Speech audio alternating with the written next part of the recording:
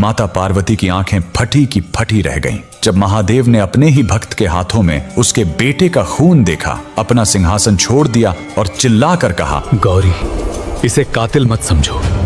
ये वो माँ है जिसने आज मौत को भी हरा दिया।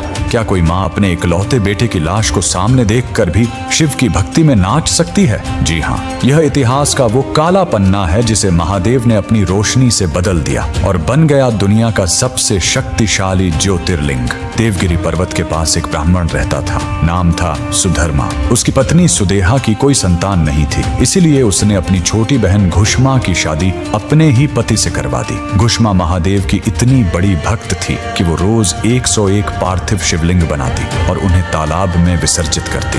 महादेव की कृपा से घुष्मा को एक सुंदर पुत्र हुआ, लेकिन यहीं से शुरू हुआ वो खौफनाक खेल। सुदेहा, जो सगी बहन थी, नफरत की आग में जलने लगी। उसे लगा अब उसकी जगह घुष्मा ले लेगी। एक काली रात जब पूरा गांव गहरी नींद में था, सुदेहा चुपके से उठी। उसने मासूम बच्चे को पालने से उठाया और उसके टुकड़े टुकड़े कर दिए। खून की धार बहती रही और उन टुकड़ों को उसी तालाब में फेंक दिया जहां घुष्मा शिवलिंग विसर्जित करती थी। सुबह हुई, बिस्तर खून से सना था, पूरा घर चीखने लगा। बच्चा मर गया, किसी ने उसे मार दिया, लेकिन घुष्मा, उसकी आंखों में एक भी आंसू नहीं था। लोग हैरान थे।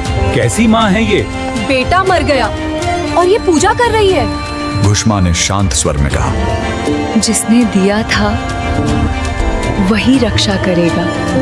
वो तालाब के किनारे गई, शिवलिंग बनाए, एक एक करके विसर्जित करती रही और जैसे ही आखिरी शिवलिंग पानी में डाला, पूरा तालाब उबलने लगा। आसमान में बिजली कड़क उठी, लोग डर के मारे भागने लगे। तभी तालाब के बीच से वो बच्चा पानी से बाहर निकला और दौड़कर अपनी माँ के गले लग गया। वो मरा नहीं था, महादेव ने उसे फिर से जीवित कर दिया था। तभी साक्षात त्रिकालदर्शी महादेव प्रकट हुए।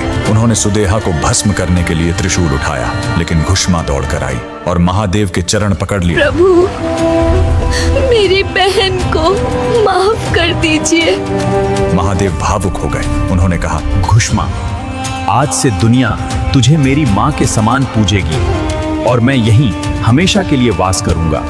आज भी महाराष्ट्र के औरंगाबाद में स्थित घुष्मेश्वर ज्योतिर्लिंग उसी स्थान की गवाही देता है जहां मां की भक्ति और महादेव के न्याय की गूंज आज भी सुनाई देती है। अगर आपको भी अपनी मां और महादेव पर भरोसा है तो कमेंट में हर हर महादेव